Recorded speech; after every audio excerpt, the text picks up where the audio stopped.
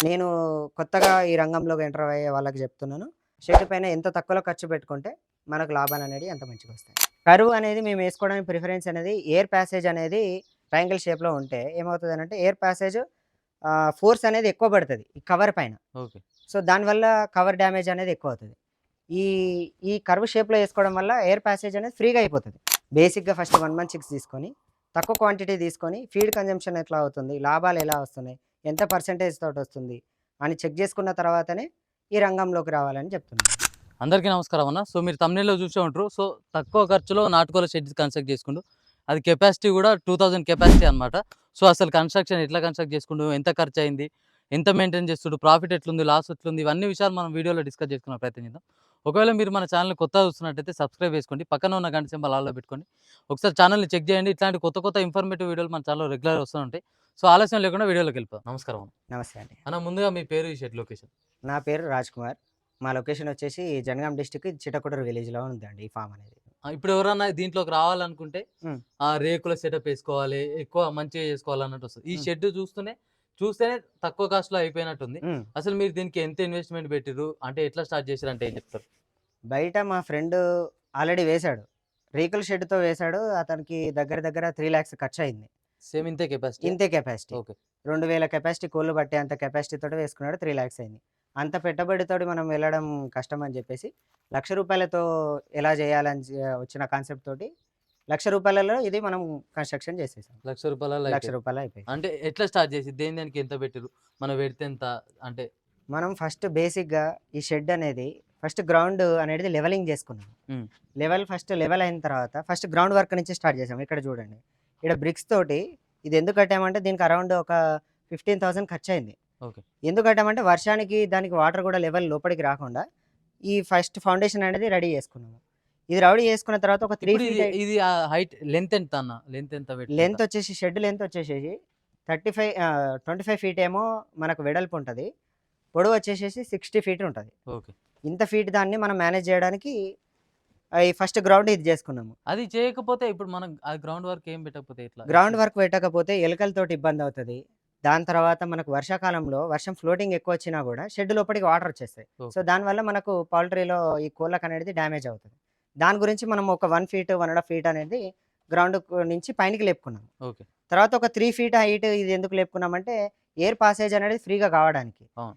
దీనికి ఈ షీట్‌కి మాకు అరౌండ్ చుట్టూ వేసుకోవడానికి ఒక 10,000 ఖర్చయింది. షీట్‌కి జాలి. జాలికి ఓన్లీ జాలికి. ఓకే. దీని కన్‌స్ట్రక్షన్ దాని మెటీరియల్‌కే కాకుండా ఓన్లీ హ్మ్. జాలికి ఒక 10,000 ఖర్చయింది. హ్మ్. దాని తర్వాత మేము ఇక్కడి నుంచి కర్వ్ సైజులో ఇది ఐరన్ రాడ్స్ ఏసుకోవడానికి మాకు అరౌండ్ ఒక 60,000 దాకా ఖర్చయింది. హ్మ్. దాని మీద ఈ కవర్ ఇప్పుడు ఇది చూసారు గదా! దీనిపైన మనం యాక్చువల్‌గా మెయిన్ షీట్ ఉంది. హ్మ్. ఇక్కడ షీట్ ఇది చూసుకున్నారనుకోండి. ఇది 3 మైక్రాన్ షీట్. ఇది గాదు. దీనిపైన ఉన్నది మనది యాక్చువల్ షీట్. ఓకే. ఆ షీట్ వచ్చేసి మనకు మొత్తం 2 షీట్లు ఇక్కడి నుంచి అక్కడి దాకా కవర్ చేయడానికి మనకు 30,000 ఖర్చయింది. ఈ షీట్ షీట్‌కి. అనేది అంతే స్టాండర్డ్ షీట్. హ్మ్. 600 మైక్రాన్ షీట్ అనేది మనకు హైదరాబాద్‌లోనే దొరుకుతది. అండ్ అది చాలా స్టాండర్డ్. వర్షాకాలమైనా, ఎండాకాలమైనా గూడా లైఫ్ టైమ్ గూడా చాలా ఎక్కువొస్తది. అందుకే మేము అది ప్రిఫర్ చేసేసి మీకు 3 ఇయర్స్ నుంచి ఎట్లాంటి డ్యామేజ్ జరగలేదా అండి? ఇంతవరకైతే మనకు 3 ఇయర్స్ చిన్న హోల్ గూడా పడలేదు. ఓకే. సో, దానివల్ల మనం లైఫ్ టైమ్ గూడా ఎక్కువ ఉండడానికి ఇది ప్రిఫర్ చేసాము. ఇంకా తక్కువలో కావాలంటే కూడా మనం జేసుకోవచ్చు. కట్టెలతోటి కూడా చేసుకోవచ్చు. మనం ఇదే ప్యాటర్న్ తోటి జేసుకోవచ్చు. మీరు విలేజ్‌లలో చూస్తుంటారు అట్లా జేసేసి. కాకపోతే ఇది ఎందుకు ప్రిఫర్ చేసామంటే ఇది లైఫ్ టైమ్ ఎక్కువుంటది. హ్మ్. ఐరన్. ఐరన్ అనేది లైఫ్ టైమ్ ఎక్కువుంటది. హ్మ్. సో, దానివల్ల మేము ఐరన్ ప్రిఫర్ చేసేసి ఒక 10,000 ఎక్కువ ఖర్చయినా పర్లేదు. ఐరన్ తోటే వేసుకొని లైఫ్ టైమ్ ఎక్కువుండేలాగా చేసుకున్నాం. ఈ ఫీట్ వచ్చేసి మనకు 20 ఫీట్ హైట్ ఉంటది. 20 ఫీట్ హైట్ ఉంటది. 20 ఫీట్ హైట్ ఉంటది. ఓకే. కర్వ్ అనేది మేము ఏసుకోవడానికి ప్రిఫరెన్స్ అనేది ఎయిర్ పాసేజ్ అనేది ఈ రెక్టాంగిల్ షేప్‌లో ఉంటే ట్రయాంగిల్ షేప్‌లో ఉంటే ఏమవుతదనంటే ఎయిర్ పాసేజ్ ఫోర్స్ అనేది ఎక్కువ పడతది ఈ కవర్ పైన. ఓకే. సో, దానివల్ల కవర్ డ్యామేజ్ అనేది ఎక్కువవుతది. ఈ ఈ కర్వ్ షేప్‌లో ఏసుకోవడం వల్ల ఎయిర్ పాసేజ్ అనేది ఫ్రీగా అయిపోతది. హ్మ్. సో, కవర్‌కి ఈ పైన ఏసుకునే షీట్‌కి డ్యామేజ్ అనేది చాలా తక్కువుంటది. హ్మ్. సో, దాని గురించి మేము ఈ కర్వ్ షేప్ ప్రిఫర్ చేసాము. ఓకే. మీకిప్పుడు మొత్తం దీనికి ఇన్వెస్ట్‌మెంట్ ఎంతయిందంట రఫ్‌గా? రఫ్‌గా ఇప్పుడు 1,00,000, 1,20,000 వరకు మాకు ఖర్చయింది. హ్మ్. ఇంతకంటే తక్కువ కూడా చేసుకోవచ్చు. హ్మ్. కాకపోతే మాకు లైఫ్ టైమ్ ఎక్కువ కావడానికి ఈ షీట్ అనేది ప్రిఫర్ చేయడం వల్ల మాకు 1,20,000 దాకా ఖర్చొచ్చింది. ఇప్పుడు ఇదే మనం హై హై యీల్డ్ అంటే ఎక్కువ బడ్జెట్ పెట్టి చేసుకోవాలంటే ఎంత ఖర్చయితది? మీకు ఈజీగా ఎంత లేదన్నా 3,50,000 ఈ షెడ్ కన్‌స్ట్రక్షన్ చేయాలంటే ఖర్చవుతది. రేకులు, ఐరను, చుట్టూ జాలి, ఫౌండేషను దీనికి 3.5 లాక్స్ ఈజీగా ఖర్చవుతది. హ్మ్. సో, దాన్ని మనం బేస్‌గా కోళ్ళ రంగంలో ఉండాలి అనంటే షెడ్ కన్‌స్ట్రక్షన్ అనేది మనకు తక్కువ గావాలి. హ్మ్. దాని గురించి మేము ఇది ప్రిఫర్ చేసాం. అన్న ఇప్పుడు కొత్తగా ఎవరైనా ఈ రంగంలోకి రావాలన్నా, ఈ షెడ్ కన్‌స్ట్రక్షన్ గురించి వాళ్ళకేమైనా సజెషన్ ఇయ్యాలంటే ఏం చెప్తారు? ఫస్ట్ కోళ్ళ రంగంలో రావాలి అనంటే మన షెడ్ కెపాసిటీ అనేది షెడ్ కన్‌స్ట్రక్షన్ అనేది కాస్ట్ తక్కువలో గావాలి. ఎందుకంటారంటే షెడ్ కాస్ట్ 3,00,000, 4,00,000 పెట్టుకుంటున్నారు. సో, ఈ రిటర్న్ షెడ్‌కి పెట్టిన రిటర్న్ మనకు రావాలన్నా గూడా 2, 3 ఇయర్స్ పడతది.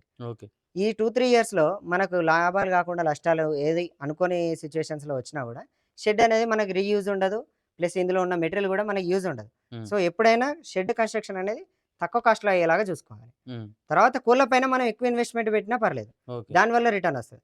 షెడ్ పైన ఏ యూజు ఉండదు. హ్మ్. షెడ్ పైన ఎంత తక్కువలో ఖర్చు పెట్టుకుంటే మనకు లాభాలనేవి అంత మంచిగొస్తాయి. రైట్. నేను కొత్తగా ఈ రంగంలోకి ఎంటర్ అయ్యే వాళ్ళకి చెప్తున్నాను.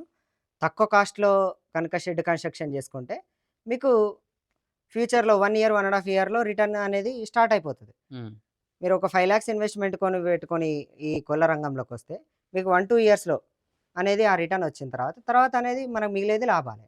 మీకు అంటే ఈ బిజినెస్ మీకెట్లా రన్ అయితుంది? మీకు ప్రాఫిటబుల్‌గా ఉందా అంటే ఏం చెప్తారన్న? నాకు ఇప్పటి వరకైతే లాస్ రాలేదు. కంటిన్యూ‌గా లాభాలతోనే నడుస్తుంది. సోనాలి రంగంలో మనకు ఆహ్, నష్టాలైతే లేవు ఇంతవరకైతే. సోనాలి బ్రీడ్‌లో అసలు నష్టాలైతే లేవు. నష్టాలనేవైతే లేవు. ఆ! నాటుకోళ్ళైనా సరే, ఇప్పుడు దీంట్లో మనం ఏ బ్రీడ్ అన్నా పెంచుకోవచ్చు కదా! ఏదైనా బ్రీడ్ పెంచుకోవచ్చు. హ్మ్. అసీలు, సోనాలి, కడక్నాథ్, చిముకలు ఏ టైప్ అయినా గూడా పెంచుకోవచ్చు. మనకన్నిటికి అనుగుణంగా ఉండేటట్టే ఈ షెడ్ కన్‌స్ట్రక్షన్ చేసుకున్నాము. హ్మ్.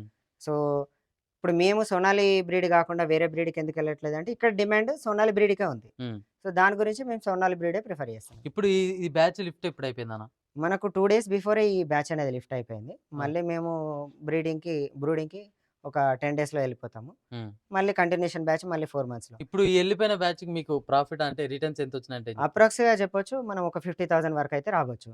ప్రాఫిట్ అన్ని ప్రాఫిట్ ఖర్చులు రావచ్చు. పోను? అన్ని ఖర్చులు పోను, వర్కర్ చార్జెస్ అన్నీ పోను.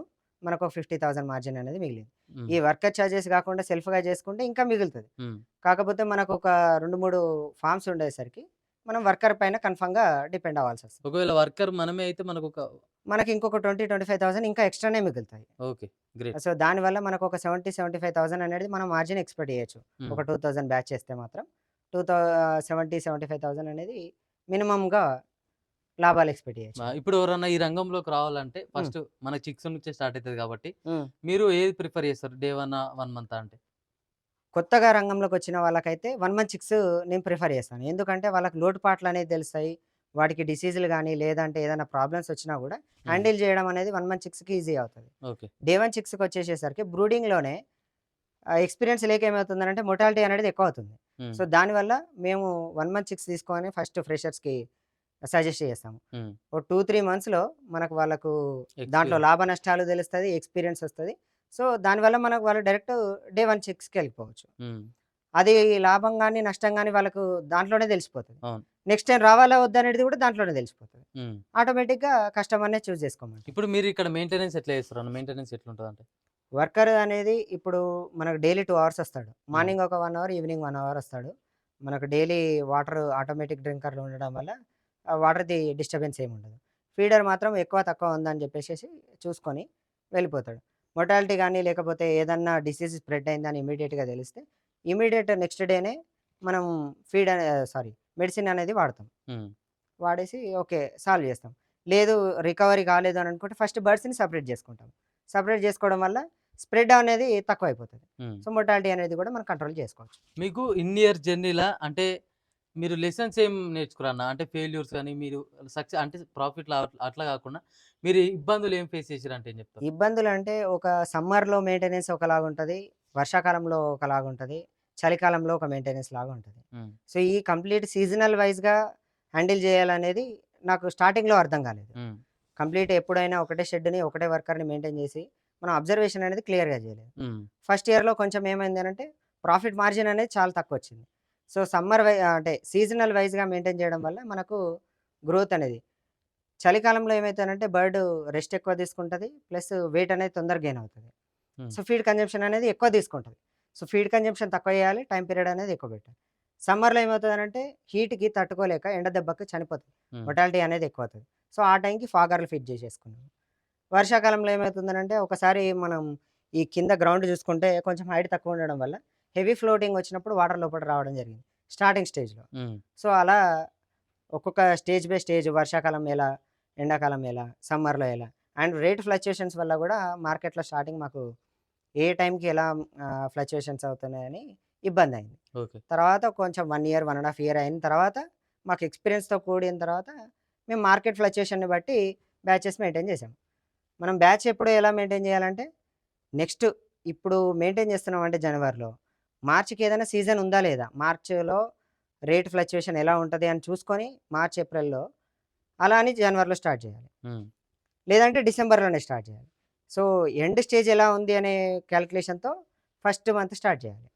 కొత్తగా ఈ రంగంలోకొచ్చే వాళ్ళకి లాస్ట్ మీరేమైనా సజెషన్ ఇస్తే ఏమిస్తారన్న?